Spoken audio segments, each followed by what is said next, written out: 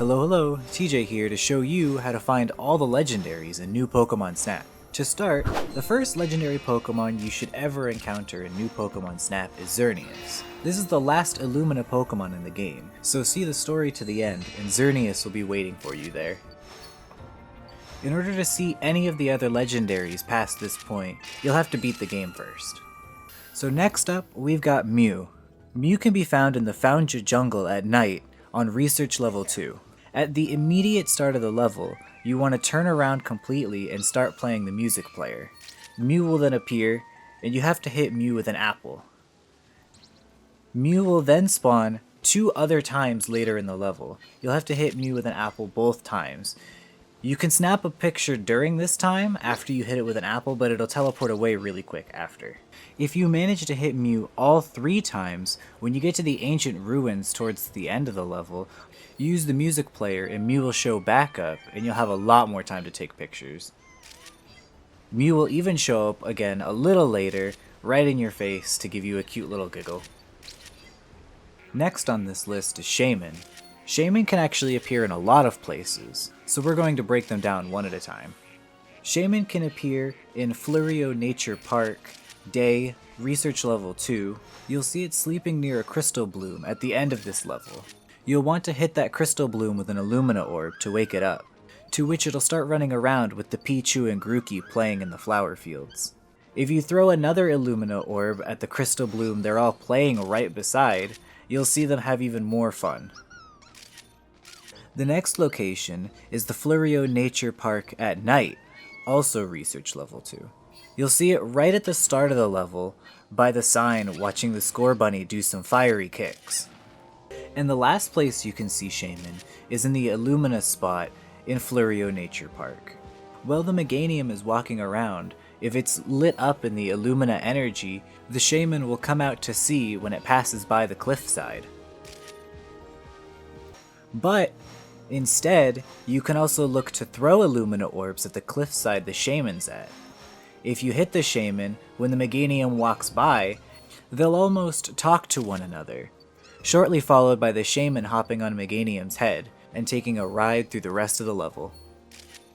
Celebi can be found in Elsewhere Forest, Research Level 2.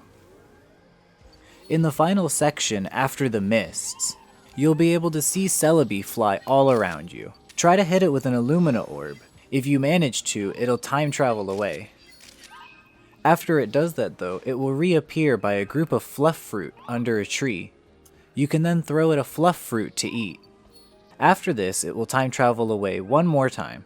After it does, immediately turn around and you'll see some ruins behind where you were staring. The Celebi should appear right on top of them. You should see a crystal bloom right beside these ruins. Hit that crystal bloom with an Illumina orb and you'll see 3 more Celebi come out to play. Lugia can be found in the Undersea Research Level 3. At the start of the level, you'll want to take the alternate route that the Clauncher is coming from. After leaving that cave and descending down, you'll see a lantern. You'll want to hit that lantern with an Illumina orb. It will then proceed to swim down deeper into the ocean. Then you'll want to keep an eye out for this lantern, because after the giant whale lord passes by, you'll see it captured by 2 Frillish. You'll want to throw an Illumina orb at it so that it can break free from their grasp. And after all of that is done, it will reward you by showing you another path that you could take. Down this path, you'll see Lugia sleeping on a big pedestal. In order to wake up Lugia, you'll want to hit the 2 crystal blooms that are right around it. After being woken up, Lugia will then swim around the last section. Manaphy can be seen in the Reef in the evening at Research Level 2. At the start of the level, you'll want to hit the Vaporeon that's swimming by with an Illumina orb, before it swims off. Then, you'll want to hit the first crystal bloom you see to the right. You'll know you hit it when it lights up and the Inkay jump out of the water. Then, a little later in the level, right near a whirlpool, you'll see a crystal bloom to your left. You'll want to also hit that with an Illumina orb.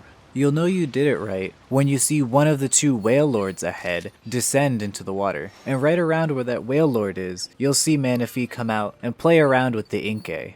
During this time, if you want, you can hit Manaphy with an Illumina orb and play the music player to get it to do this jump out of the water. But it was a bit finicky for me at least, so I had to play the music player a bunch of times to try to get it to do it. You can also see Manaphy one more time at the end of the level. If you take the alternate path that makes you go over the rocks, you'll see 4 Lapras in the water. You want to hit all 4 Lapras with an Illumina orb. After doing so, you want to then play the music player so the Lapras sing. Manaphy will then pop out of the water again and play with the Lapras. Now this next one is Suicune, and this one can be a little convoluted. To start, you'll want to go to the Shiver Snowfields during the day at Research Level 2. Early in the level, you should see an Alolan Sandslash up on some of the snowy hills. You want to take a picture of the Sandslash so that it burrows away from you. After you take that picture, it'll appear again on another snowy mound. You'll want to take its picture again. After taking its picture these 2 times, it'll then show you an alternate route that you can go. You'll want to do this so you can unlock the ability to go to this route during the nighttime version of this level. After then finishing the level, you'll want to come back to the Shiver Snowfields, but at night, and on Research Level 2, and you'll be able to go to this route you unlocked during the daytime level. Well, in this section, you'll see a Crabominable go to hit a tree. You'll want to throw an Illumina orb at it so that it can knock snow off the tree onto the Abomasnow that's sitting below the tree. This will cause the Abomasnow to kick up snow and summon a Frostlass. Take some pictures of the Frostlass and it'll show you yet another alternate route inside of this route that you can go to. And after being on this route for a little ways, you'll want to keep your eye out for a Jinx that's riding an Avalog in the water. Try to hit the Jinx with an Illumina orb, and it'll raise its arms to summon Suicune to prance along the water. Ho-Oh can be found in the Volcano on Research Level 3. At the start of the level, Ho-Oh has a chance to spawn in one of 3 random areas, so you'll want to keep an eye out for them. The first one is to your immediate right. You'll see a Talonflame fly from an open section in the rocks, and Ho-Oh can be seen flying through this part. The second location will be if you turn around to the left, coming out of this almost tunnel-like rock section, and you'll see it fly across the sky behind a couple of rocks. And if you also don't see it there, the third possible section would be right after there, turning around, or to the left side of that cave section, you'll see a Charmander right beside a Crystal Bloom, and Ho-Oh flying right above them.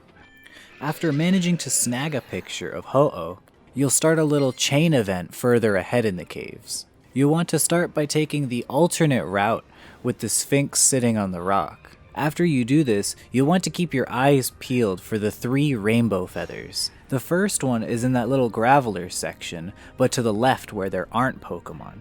You'll want to throw an Illumina orb at each of the 3 rainbow feathers to cause them to light up. The second rainbow feather is then to the right, behind the sleeping Torkoal.